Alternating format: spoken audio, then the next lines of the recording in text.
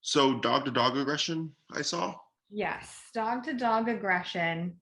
Usually, when she meets a dog, she'll be nice and they'll kind of nose for like 5 to 10 seconds. And then she gets really growly and nippy a little bit. I have a little video if you want me to text you a video. Can you just pull it up? Oh, yeah. Just to show you. It's on my phone. Yeah. Does that work? Okay, let's see. This is a dog she knows well. Okay.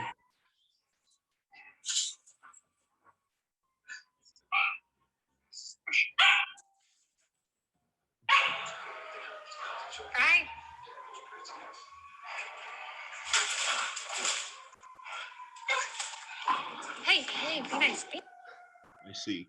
That's a dog she knows she's met a couple times, so it was like sort of half of a play.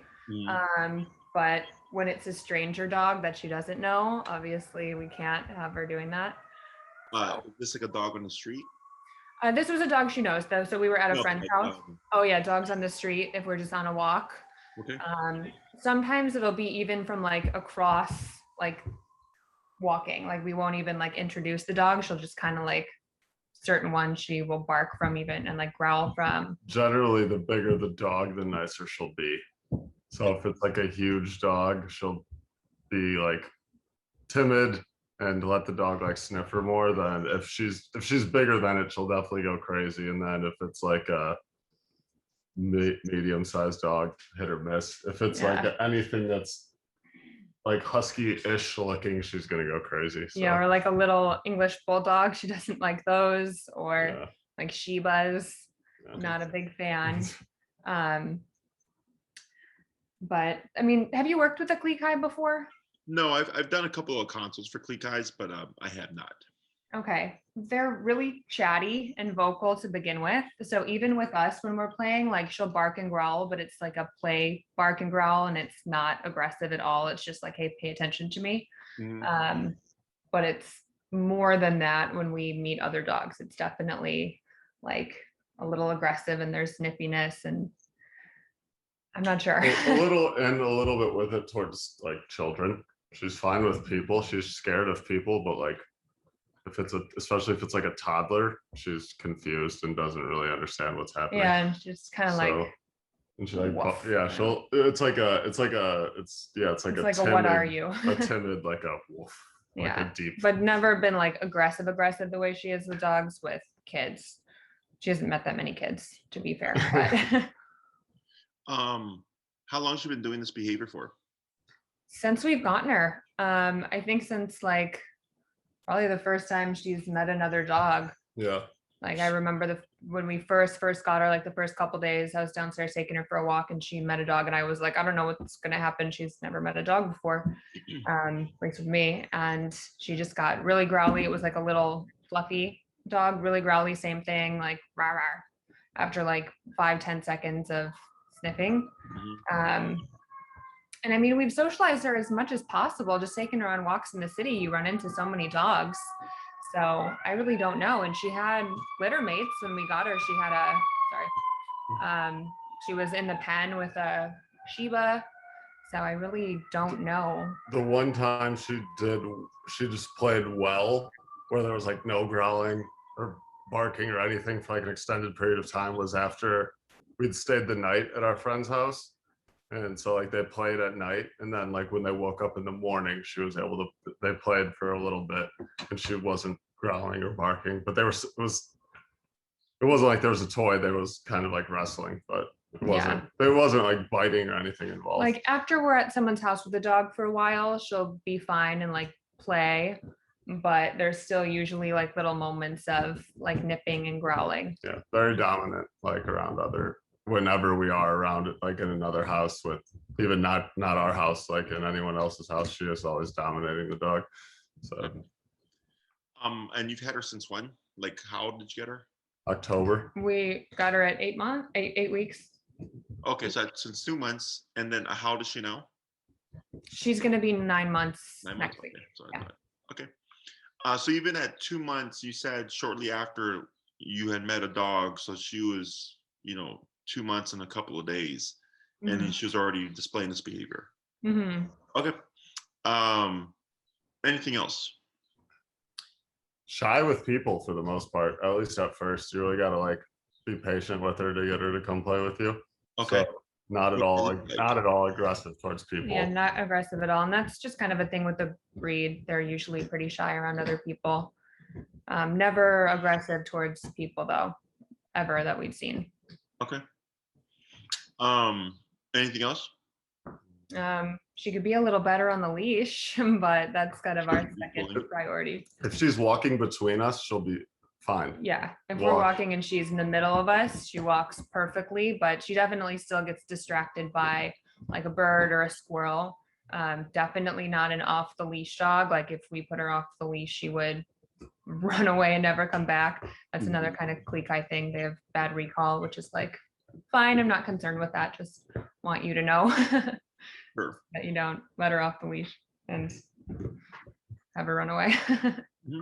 Anything else? I think that's pretty much it, right? Yeah, for the most part, she's good. Yeah, She's super smart. She's got a lot of energy. Like they're literally like a mini husky. So learns fast, not super treat motivated, not super food motivated, but she'll pretend like she's not food motivated at first. Like if you first give her a new treat, she'll probably drop it and then like sniff it a little bit. But then when she knows what it is, then she'll definitely take treats. Just like even the first time we give her like a new treat we haven't given her in a while, she's still like skeptical at first. Yeah. And then aside from the behavioral stuff, what are you trying to accomplish with her obedience wise? Like, is there a goal there, or is it just you just care about the behavior? I think we mostly care about the behavior. I mean, I just don't want to be afraid when we're walking and, we have to pass another dog or like at the park or something. And, other dogs want to come meet her and we have to be like, oh, sorry, she might not be nice. We just want her to be able to be friendly and, say hello to other dogs and not have to worry that she's going to embarrass us and growl and bite. Okay. And you said on that video you showed me, that's her like toned down because she knows the dog. Yes. So Okay. that's, yeah. And I can send it to you if you want to see it again. I'll email it to you after this. She'll be like most aggressive at first, at the Yeah. beginning, like first meeting a dog. And like, if she gets any dog that she gets a second to like play with, she'll be cool with, like, at least to that degree where she'll play, but she'll just be, super aggressive. She'll be like aggressive playing, not like anything like, yeah. And sometimes like the growls are misconstrued as aggressive, but she's just kind of growly when she plays in general. Yeah. But like the bitiness, it does definitely cross a line. Okay. And so you're taking to like dog parks or parks where like dogs are playing, is that correct? I would love to be able to take her to the dog park. we take her to Oz Park, like pretty regular, like we'll walk her around there, and Okay. the more tired she is, like she'll be more Yeah. willing to just like walk right past the dog, but then could be random. Yeah, that she'll- some dogs she'll walk right past, no problem at all. But usually if they get introduced, it's like, if we can keep the interaction under like 8 seconds long, we're fine. Yeah. But if it's anything extended, then she's probably gonna growl a little bit. Gotcha. So is she just playing with dogs that she knows currently? Yeah, essentially. I mean, we brought her over to a friend's house that has a dog several times. That's the one I showed you. And my parents. your parents. So dogs that she's met more than once, or like, even if we're just at the house for a while, she'll warm up to. But even the first interaction with those are usually a little hit or miss. Okay. Is she your first dog? Yeah, together, yeah. We both had dogs growing up, but first dog. Like we trained and everything, yes. Yeah. Okay. What kind of dogs did you have before? I had a lab and a bull mastiff. Okay. I had a mini pincher and a poodle, toy poodle. And they're all social? Yeah, I mean, it's the mini pincher was not so much social. He's not social, but I don't know, hard to say with suburbs dogs because you really don't run into very many sure, dogs. Yeah, in the suburbs where you have a yard, so you're not going on many walks and you kind of get away with it more. Mine Mine have always been like social. Yeah. Like they've always been good with other dogs. I mean, a bull mastiff, like they're loving, but they've got a lot of force behind everything they do. Um, but yeah, they were always good. Okay. And before reaching out, did you guys do any research on my company and how I train and everything? A little bit. I read the website Okay. mostly. So I train using remote collar and prong collar, which if you're looking for off-leash obedience, prong collar is the only tool that can guarantee that, in my opinion. Prong collar, I incorporate. I don't use it. It's not like a primary tool of mine. It's more so like if I have a client with like a Great Dane or a really large dog or a Rottie and they need just a little bit more leverage to help control them, it will incorporate it. Every now and then I'll incorporate it for a smaller dog, but usually it's just purely remote collar. So when it comes to Friday and how she is with dogs, like that's just her. Okay, that's not really about training, because you said like a few days after you got her at 2 months, like she was already like that, right? So that's why I ask all these questions, because I got to get a background on the dog, and I'll let you know what's realistic, what we can do, what can be done, and then you kind of make your decision from there. Okay. So if I get a dog, an older dog that I train that was perfectly friendly when they were a puppy, and then sometimes something traumatic happens, usually around 6 months, maybe a year, and then after that experience, literally like the next day the dog will be dog aggressive or something, like they just 180. And those dogs are easier to get back to playing with dogs because they were like that when they were puppies. They just happened to have an experience that kind of changed the way they looked at things. So it's much more easy to get them back to that kind of social state. Okay. I get some dogs that from day one just like don't like other dogs or indifferent to other dogs. So more difficult to happen, because I cannot make I cannot make the dog something they're not. Yeah. Right. So if the dog from day one as a puppy was antisocial, I told the owner, like, chances are we're not gonna, this dog's not gonna socialize or play. But they should to be able to at least coexist. Okay, that's the bare minimum. Is just be able to coexist, go in the world, not lunge at dogs, not bark at dogs, just mind your business, but you don't have to be saying hi to everybody. Yeah. Okay. Which nowadays I think that ideology or that thought process about dogs are have to love everyone and everything is like very common, and it's not true, and it's not realistic. Yeah. Okay. So that's why I was asking, like, where's our socialization? Like, and you were like, oh, dogs on the street, right? Like walking or whatever. And we're like, we're not sure if it's going to be hit or miss with her. So I don't advise people greet dogs on the street. Okay. Because as humans, we greet face to face. Hi, how are you? Right? Dogs greet nose to butt. So it's kind of like a yin yang. So when dogs greet on a leash, it's usually nose to nose, which is very confrontational. Okay. So, and is she on like a harness or anything? Yeah, we have her usually in a harness and then the collar, and then they're attached to each other, and then but we walk her on the collar. Okay, so nothing's clipped to the harness. Right. Well, except for like the little clip that clips the harness to the collar, so she doesn't slip out of the collar. Okay. Little. Okay, so there's kind of like a secondary. Yeah, pull, and then we attach collar to the leash. Gotcha. So harnesses, it doesn't sound like you have it set up that way, but just as FYI, like harnesses promote aggressive responses. Okay. What happens is dogs have this thing called opposition reflex. It's where they go against pressure. So if you pull left, they pull right, you pull right, they pull left, you pull back, they pull forward. Okay. So when people put harnesses, usually on puppies or smaller dogs, because we don't want anything on the trachea, otherwise it can lead to a collapsed trachea, is when people put their dog in a harness, when they're a puppy, for example, every time they see a dog, they'll like pull their puppy back to kind of control them.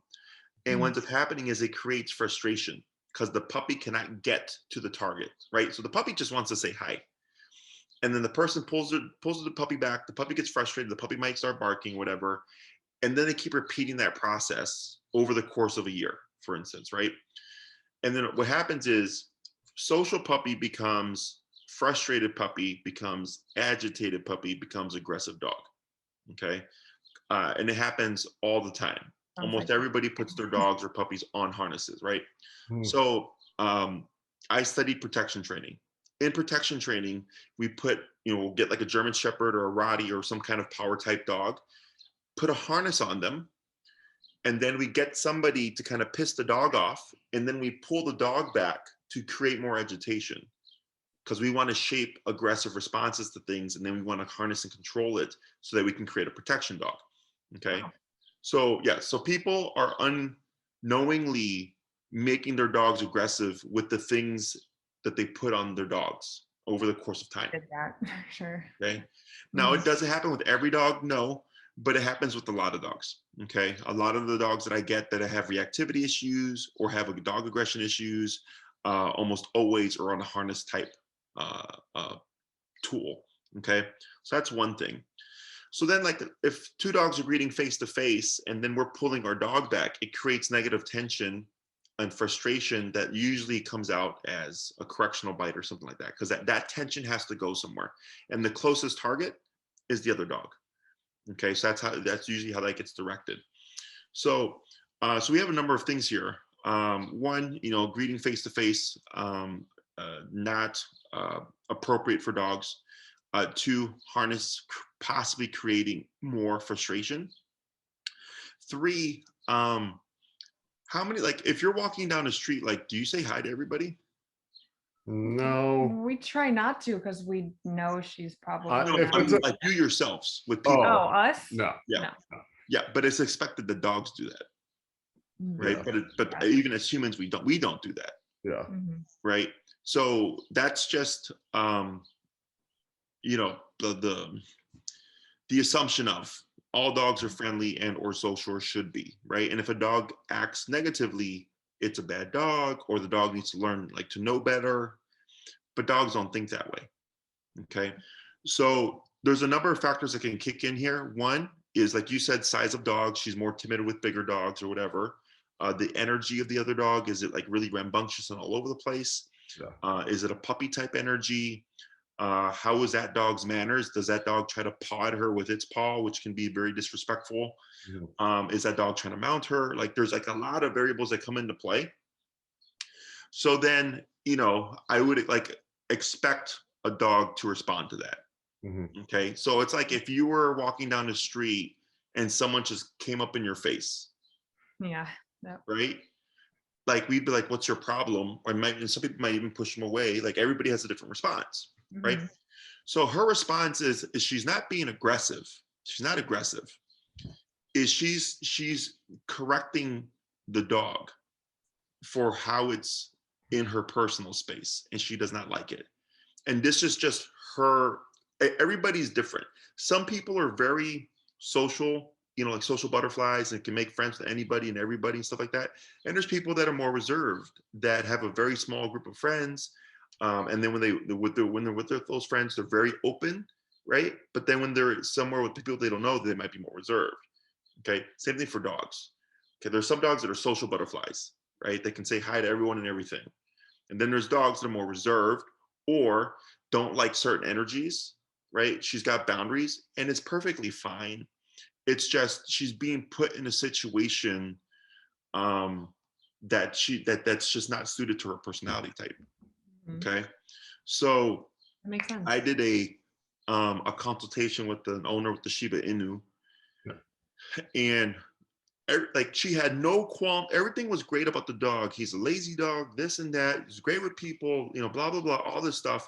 But when I take him to the dog park, if there's dogs he doesn't know, he gets defensive, and he's on a higher scale than your dog. She's probably, from what I saw in that video, that's like a 1 to 2.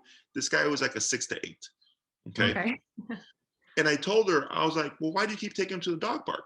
And she's like, oh, because, like, I want him to have socialization time and stuff. I'm like, but he's telling you he doesn't like it. Like, because he's not a problem. If he goes there and the dogs leave him alone, he's perfectly fine. Right. It's when the dogs come into his personal space that he becomes defensive. And I was like, if he's telling you, it's like someone taking you to a party you don't want to go to. Yeah. Going, why aren't you having fun? Right? Yeah. So now, if you want to socialize her with your friends' dogs, new dogs, that's a bit more realistic because she would see that same dog over and over again. It's a dog that we would have some control over because it belongs to your friend or family. Mhm. So you can say like, hey, do you mind putting your dog on a leash because, you know, it's too Right. much in her business and she doesn't like it and blah, blah, blah, blah, right? We can really control that kind of social context as opposed to on the street. If someone's like, hey, my dog's friendly, but it's like overly friendly and jumping all over her, and she's going to be like this, trying to say like, hey, back away. That's too much energy. I don't like that. But then she comes across looking aggressive when really that dog had really inappropriate manners. Mhm. Right. Okay. She 'Cause- will like go run up to another dog though. Like if we're on the leash, it's not like she'll back away and not want to at least Yeah. like say hi. Like she'll pull towards another dog Mhm. like, curiously, you know, right? Yeah, and I Like, basically like read the person. Like, how are they going to be like fine if she like growls a little bit? And yeah, like she will want to say hello mostly, yeah, right? yeah. She almost always will want to say hello. Yeah. Is there tension on the leash? At that point, Probably, yeah, yeah. Yeah. you, And we That's what I said earlier. the collar. Yeah. Like we probably have only been walking around on with the leash attached to the collar for like a month. Mhm. Yeah, it was on the harness before. is that exactly like you said. is a collar the better thing than a harness, or is there something? It's going to better? create the same reflex. Yeah, It's just not as much right, because right. the harness is all on the chest, Yeah, right? Whereas the collar is kind of here, but you still get this kind of forging behavior yeah, because right there when you said she pulls to the dog, right? Yeah. So the other thing is she's controlling that interaction. Oh, there's a dog. I want to go see it. I don't like this dog. yeah, Right. Mhm. So that's where, if you ever see us socializing dogs, you'll see us always trying to keep the leash slack. Always. Mhm. Okay. Because we don't want to create tension or add tension into the situation. So if the dog does do something, we know it's not related to us. Mhm. got Okay. it. Okay. So now you said, I think you mentioned something about reactivity. Like if she sees a dog across the street or something, she'll bark. Is that correct? There's been a couple times where we've been walking her and like it seemed out of nowhere. We thought we were just gonna pass by a dog totally fine, like on the way back from the park a couple weeks ago, Yeah. and she just like lost her mind out of nowhere. Well, the other dog isn't even paying The attention. other to dog her. wasn't even paying attention to her, and she just like bark, bark, bark, growl, growl, growl.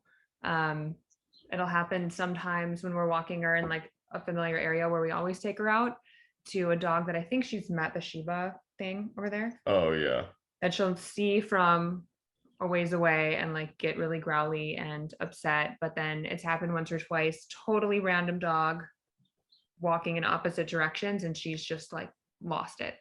Okay. So that can be addressed. Okay. So the way I would kind of approach this is reactivity can be addressed for sure, right? Because she should at least be able to walk past dogs and mind her business Mhm. at minimum.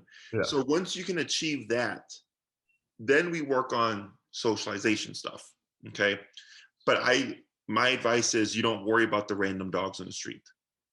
Okay. Because the other thing is with having a dog on a leash, so we have 4 responses to things: fight, flight, avoid, and submission, right? The 2 big ones are fight or flight. So if she's on a leash, which one do you remove? flight, So which leaves what? but Yeah. Mhm. Right. So if she feels she goes under stress and she's like, well, I can't get away from this situation because I'm tethered to you, I'm going to opt for fight. Okay. Mhm. And you want to remember that your dog is a primal animal. mhm, Okay. When you go out in the world, you know that there are laws and cops and authorities that kind of ensure your safety, right? If you feel threatened, you can call the police and someone should show up to help you, right? They don't have that in the dog world. Okay. So if a dog ever feels under stress or threatened, it's life or death to them. mhm. Mhm. Okay. So if you feel like your life was threatened, would you not fight for it? True. Yeah. Hopefully. right? And you might think like, hey, like, but Jesse, it's just this friendly dog. But remember, she doesn't think that way. Yeah. Okay, she's primitively, she's primal. So if she's like either under stress or if she's perceiving threat, her first instinct is survive. Okay, which means I gotta fight because it's bit before getting bitten. Yeah. So, and that's why like a lot of dogs can also be reactive, throwing out a bluff, like, hey, like I'm a threat, stay away from me. Yeah. That's Yeah. right. I think that's probably a lot of what she does. Yeah. So, when you take all these things into consideration, that's where I when we're talking about socializing the dog or exposing them to social interactions, I understand what you're wanting, but it's also about her. Yeah. Right? And it's that fine balance of I'm not against socializing her, but I would socialize her on a scale that she'd be more comfortable with. Okay. So reactivity stuff for sure can be addressed. That's not a problem. So the way I would approach this is, are you guys familiar with remote collar at all?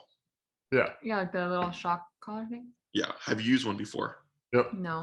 My dog has my parents' dog I'd be has had kind one. of scared to use one with her, not because I think it would hurt her, because I think she would just still run away. No.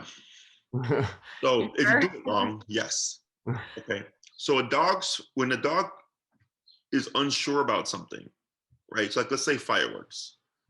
The dog's first instinct there is run. Okay. So for her and for most dogs, yes, when they feel the e-collar, typically the first instinct is to run. Okay. But that's why we have to condition. Okay. We condition her that when she feels the collar, running away is not an option. Coming to you relieves the pressure. Okay. So we use the heel command or the leash walking command to shape or condition the e-collar, because since e-collar makes dogs want to move, is heel is a moving behavior, right? Walking at your side. Is when she feels the remote, her instinct is to move and move away. So we condition her to not do that until she starts to move towards you. But the moving behavior of the heel allows her to express that response. Does that make sense? We're just teaching her, hey, I know you want to move and I know you want to move away, but moving away doesn't make the e-collar go away. Moving to me does.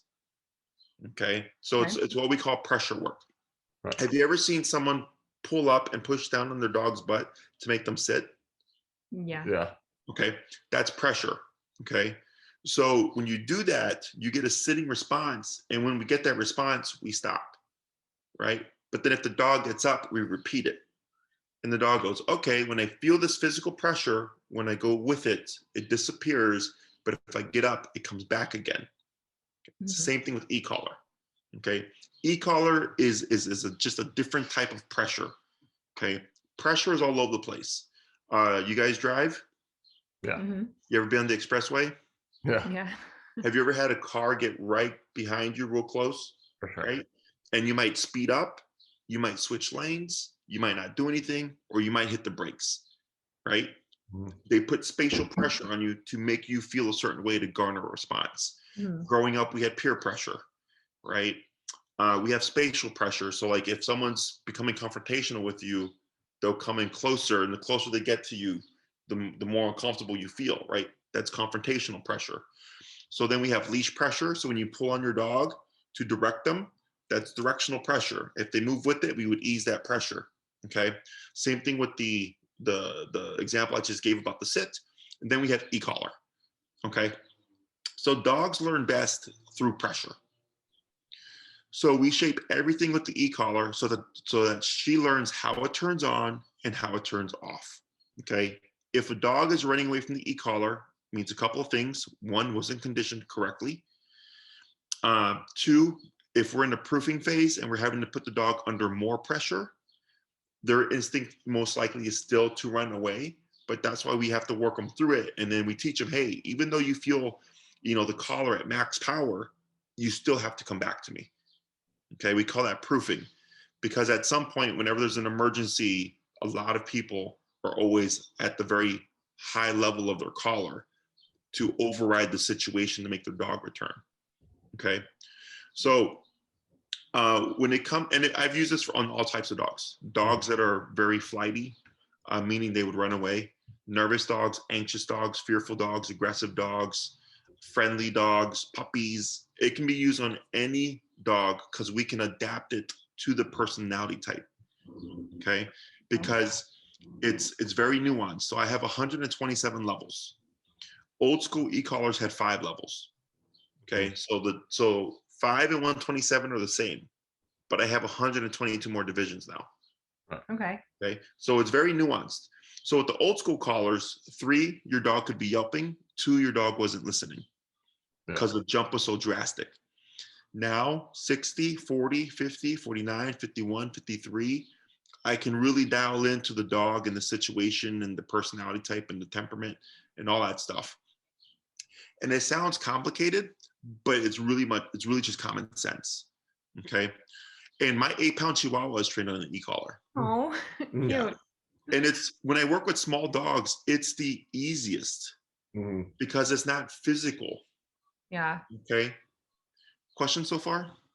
Do you keep her on a regular leash or like a really long lead while you train her on the e-collar? We have stages. So in the beginning, you're on a short leash.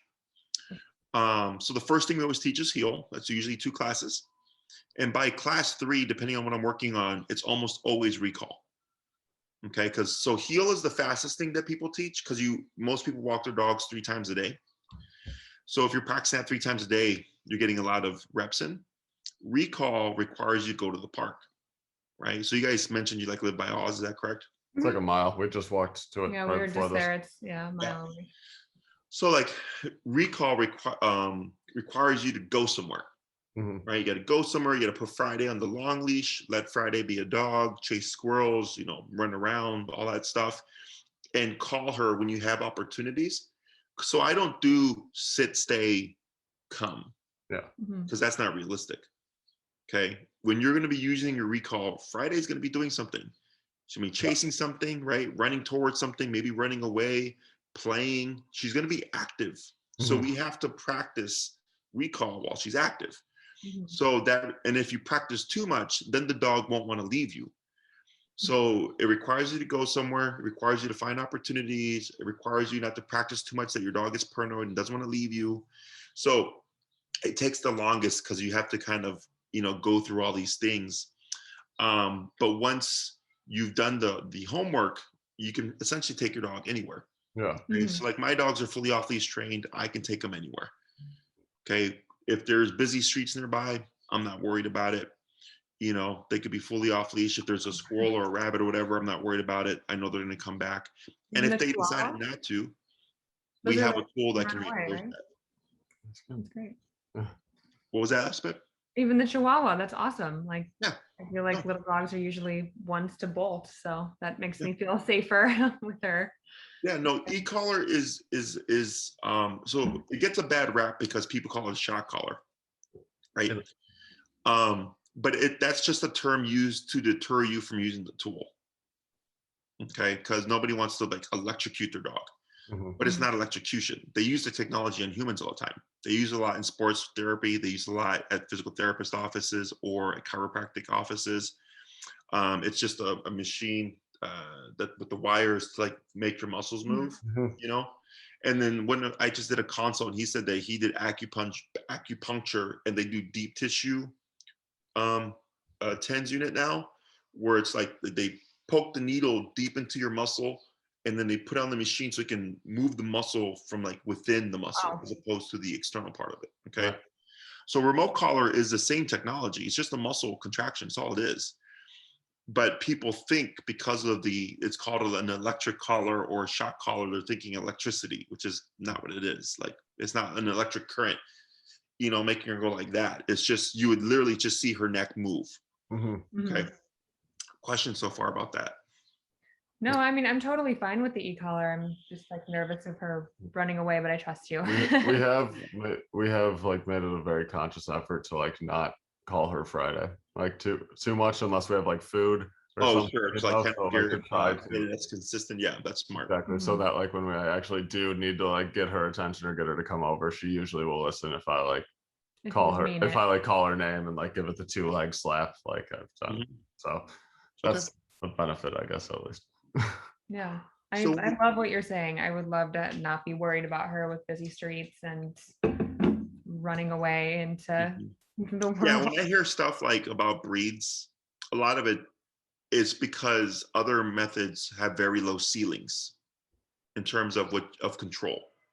So food has the lowest ceiling, right? Because once you get outside, there's a lot of things to contend with.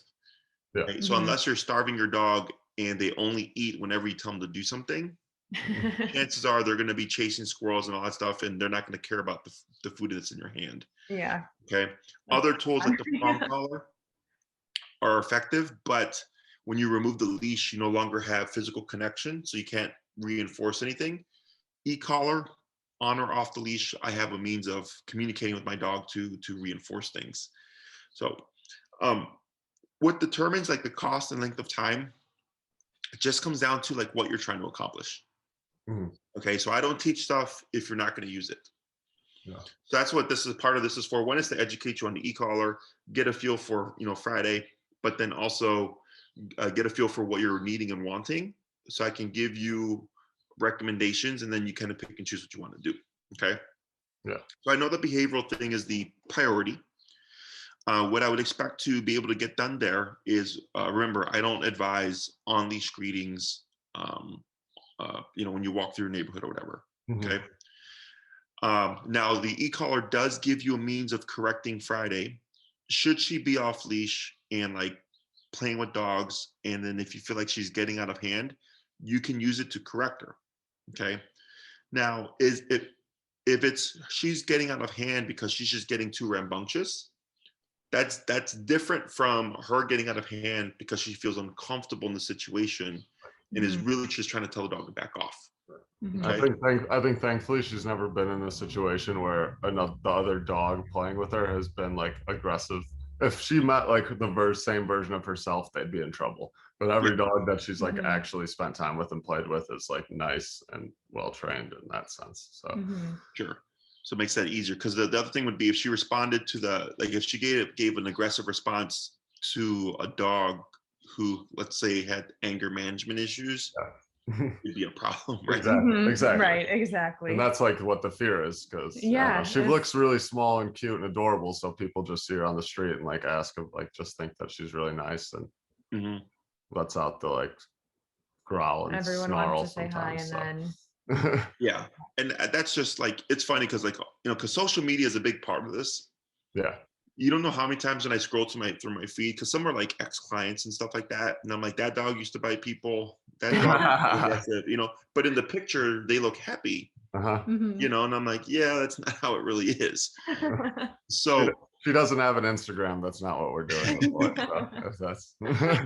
So for the only stuff, I wouldn't worry about it. Okay. If it's like, hey, we would like to learn how to socialize Friday with friends' dogs in a manner that would help her, that's realistic. We can do that. Okay.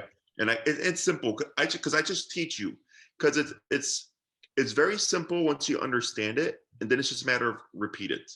Okay. So we usually start with like walking together, because typically people go straight to socialization, right? And that can be too forward for dogs.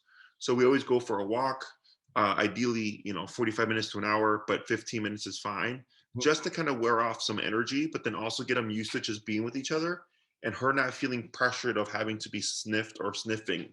Okay. And then from there, we integrate them together, like in a yard or like in an open space at the park, and then we see what happens. And then, like, let's say there is a negative response, we can correct it. But because you would see that dog again and you would repeat that, what would happen is she would go, okay, I've met you 100 times.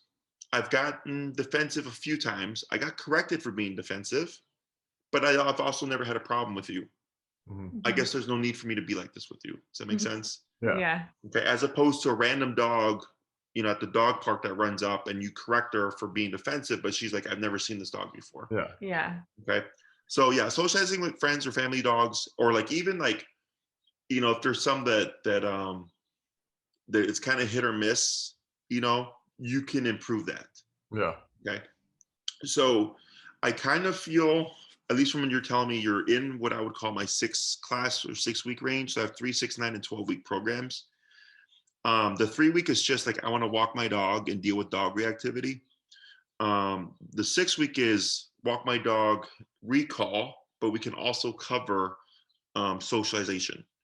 Okay. So it's usually 2 classes on heel, 2 classes on recall, which leaves 2 classes as a variable. Okay. So in your case, we're dealing with behavioral stuff. So it's like, we would set something up. You can either have a friend that she's never met before with their dog, and I just kind of walk you through the process. Okay. And it's just repeat. And if you decided like, hey, we want to do 2 different personality types, we want to do a calm dog and then an excited dog, we can make each of those kind of 2 remaining classes respectively. Okay. If you do like a 9 or 12-week program, we're getting the same stuff done, but you're getting a higher level of control. So like the 6-week program is walk my dog, go to the dog park or go to a park. The 9-week is walk my dog, go to the park, go to restaurants. And then 12 is I go hiking, I go to the dog beach, I go to dog parks. My dog comes with me everywhere. We go to restaurants. Is your dog's doing everything with you? Okay. So then it's like, okay, then we want complete control. Okay. So I kind of put you in that 6-class range because it's 2 on the heel, 2 on the recall, and then 2 for the socialization stuff.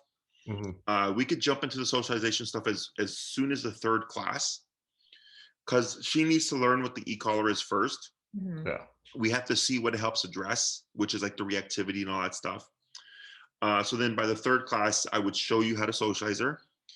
We would take a tangent, do recall. And then on the 6th class, you might say like, hey, Jesse, we've done it 20 times with 20, with our friends' dogs and stuff, and she's doing great. I go, awesome. Keep doing that every time, you want to meet her new dog or socialize with the friend's dog. What do you want to do for your last class? And then you tell me, and then we cover it. Okay. It's pretty straightforward. I know it doesn't sound like a long period of time, but remote collar is the simplest and easiest tool for dog owners to learn. It doesn't require you to become a dog trainer. Okay. I don't even touch the dog anymore. I coach my clients through everything. So you're training her from day 1. Oh, wow. Okay. It's all you. So if you go to our YouTube channel. At classes? Should we both be at classes or? She definitely listens to me more, like as is. She's like, yeah. Ideally, yes. What I would do is I would ask, who's the primary handler, right? So if it was you, I would work with you first because that's where all the work is. Okay. Typically, when I work with couples, the first person to work with the dog does all the work. Okay, because it's very quick. It literally takes me about 10 to 15 minutes to get the dog to walk right next to the owner. But then it's getting the owner to recognize when to do the e-collar and then what to do, because so you have to learn some stuff, but it's not like food and prong or they're too timing based. There's like too much, like if you don't do this right, this can happen, right? Remote collar is super easy. Okay. And then if you want an example, if you just go to my YouTube channel, look up a lesson 1. Okay. So all my classes are numbered lesson 1 through whatever. Lesson 1 is always heel, almost always. And you'll see in real time, because it's a training session with the client, how it works. Okay. And you'll see it kind of beginning to end and just like how easy it is. So in the beginning, the dog will be crazy. And by the end of the class, the dog is walking nicely. Okay. Questions? I don't know. So yeah, so I would put you in the 6. If you feel like you'd want more control, that's all just depends on how much control you want. Then there's 9 and 12. Okay. In terms of the collar that she would need, I would put her in the Dogtra 280C, which Maria will send you the information for. It's meant for 35-pound dogs and under. Okay. So it's meant for a dog her size because she's like, what, 18 pounds or something? Yeah, she's like 18 pounds. Yeah. Does it matter that she has a ton of fur? And yes. Okay. So yeah, so that's the tricky part. So the con to remote collar is when I get dogs with thick, dense fur, but they do make special contact probes, okay, that are meant to go through like shepherd fur or like husky fur or whatever. And those can retail anywhere between $35 to $45-ish.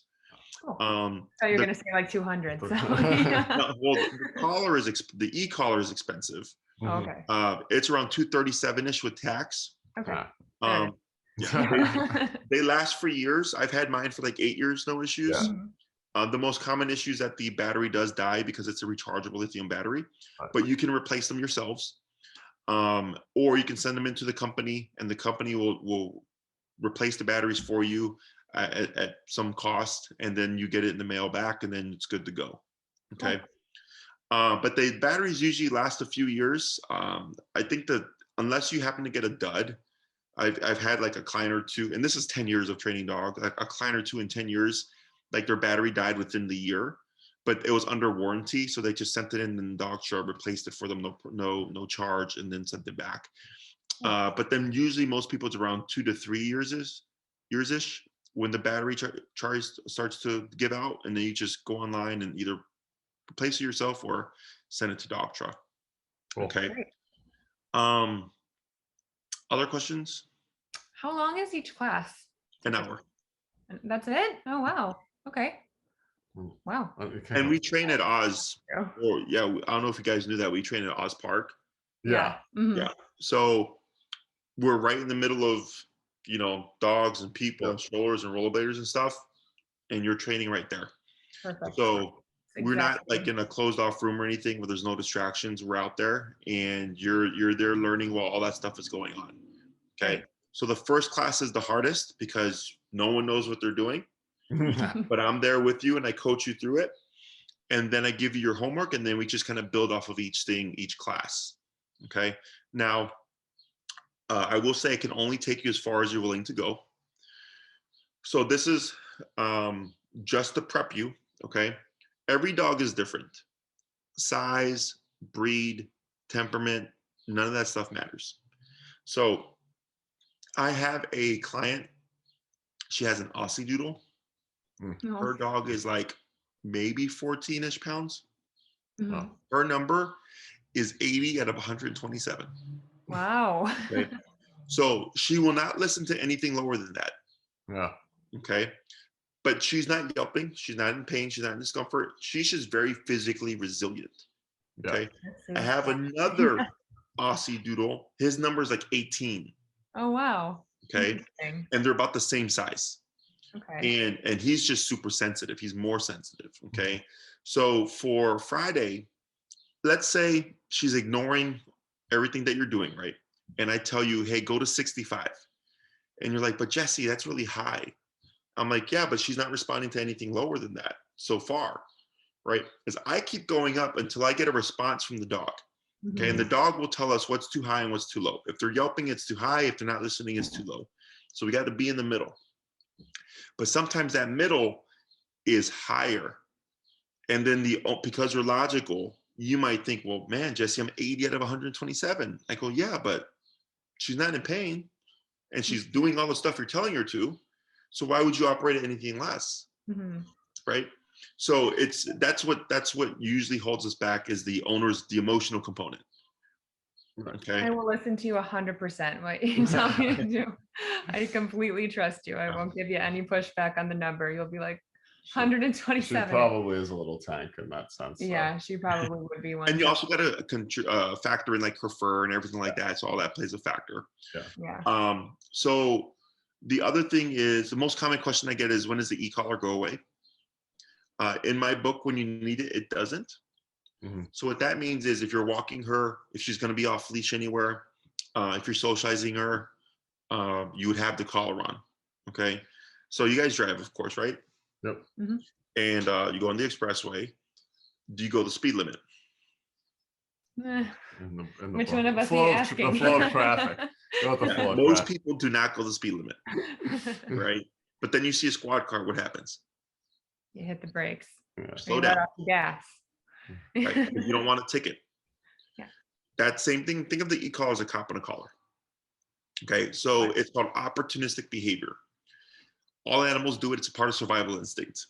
Okay, so like with speeding, it's the most common thing that people do unless they see a cop or there's a camera light or something they know of, then they alter their behavior. And then once they're past that threat of consequence, they go back to what they were doing, right?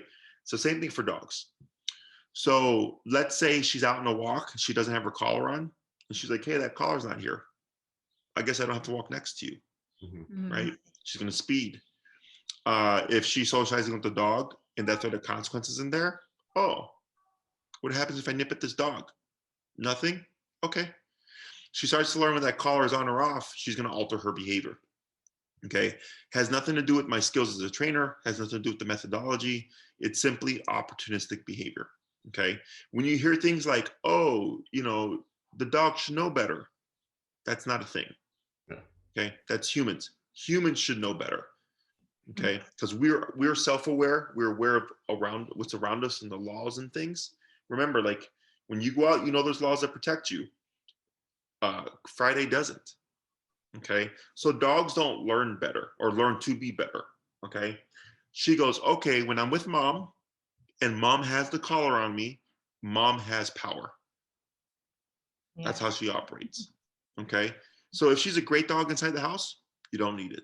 If she's a great dog when people come over, you don't need it. If she's a great dog if you go to a restaurant and it's just chill, you don't need it. Okay, but if it's like we're gonna walk her and we don't want her to pull, or we want to be able to correct reactivity when she's off the leash, we want to make sure that she comes back, right? We have it. Okay, Yeah. so she's not going to be wearing it 24/7. She's just going to be wearing it when you need to apply it. And the other thing about remote collar is that it can help you regain control in moments where you lose control. Yeah. So what that means is my pit bull is scared of fireworks. Okay, she gets really anxious and she just wants to run. I was walking through Logan Square last year around August, about August, October, and I was over by California and like the boulevard, and someone blew up a random firework. Okay, I did not have my dogs in e-collars because they weren't going to be off leash. I was just walking my dogs. My pit freaked out. Okay, so then she's pulling home, and because she's under so much stress, I could only do so much. But I was like, well, this is why I always want to have my collar, because it allows me to either shut down the anxiety and calm her down, or what if she had been off leash? Yeah. Right. Yeah. And she freaked out. Right. Is that if that happens, and it's happened to clients where their dogs take off and the most common thing is fireworks, is they were able to get their dog to return, because essentially with the remote collar, you're making the dog more afraid of running from you than they are running away from the firework. Okay. It sounds mean, but it's either that or lose your dog. Yeah, for sure. It's whatever it takes to not lose your dog. Absolutely. Correct.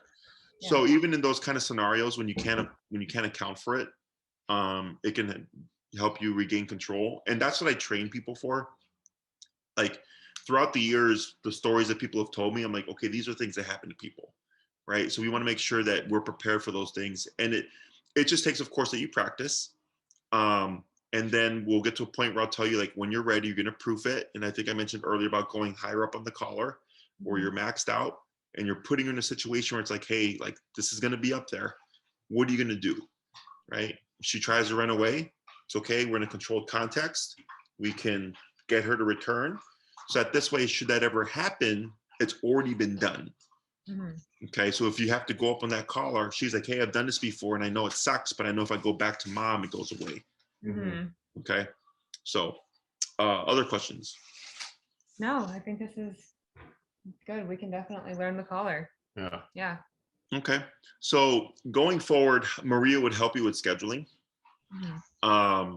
She would send you the information for the collar that you would need. And then I'm suggesting 6, 2 on heel, 2 on the recall, 2 for behavior. And if you want more control, the 9-week, which is give you stationary control, which is like go here and don't move. So if like you went to a restaurant, like plop down the dog bed, she'd go in the dog bed and she'd just hang out there while you guys had dinner or whatever. We also push the obedience a bit further if we can. And 12-week is we teach sit, stay, down, come, place, heel. So 6 commands. And we build them to as close to off-leash reliability as possible. The reason why I say as possible is because it just takes time and practice. So, you know, by the end of the program, you may not be 100%, but you're like close, and it's just practice a little bit more until you get there. But that's if you're wanting, you know, like you go hiking, dog beach, all types of stuff with your dog. I think we could start with 6, and then if we need more, I would more, you know. Yep. Okay. Anything else? Do you have availability like starting soon, or are you booked out until? It depends Okay. on your calendar. My busiest days are evenings and weekends. Okay, because most people are 9 to 5. Okay, so if you happen to have daytime availability, it's easier to get you in sooner. Um, There's a lot of PTO, so that might be what I could use it for. oh, Yeah. yeah. Otherwise, I mean, the other option would be my other trainer, Enrique. He's been with me for a year and a half. He's starting to get his own clients. And you could start with him to kind of get started sooner and then see if we can transition at some point to where I'll take over the end of the class. Or he can, this is minor enough that he can do the whole program with you as well. And his calendar is more open than mine because he just started accepting his own clients. Okay. So Maria would send you the information as well. Otherwise, I think I'm booking out till I'm starting in June now for some people. Okay. So just to give you kind of an idea about the weight and stuff. Yeah. But Maria will figure all that out. Okay. Yeah, All right. I'm awesome. excited. This has been great. You really know what you're talking about, and I fully I trust you think so. Friday. She doesn't say that You're- about you're- many people. You're so. clearly an expert. I really appreciate it. Yeah, and like I said, if you want to kind of get an idea of what it looks like, go to my YouTube channel. You can access through my website, Absolutely any gonna watch video, the video. any lesson one. Okay. Okay. I think a good one would be there's Pepper, who's a husky, Oh, great. and you see in the beginning and how crazy she was, and you see her now, completely different dog. Amazing. I'm so Okay. excited. I Yeah. can genuinely. Okay. Awesome. So if you need anything else, you let us know. Otherwise, Maria will be in contact. Okay. Perfect. Thank you so much, Jesse. Thanks, Thank you. Seth. Take care. Appreciate it. You have a See you good soon. night. Bye.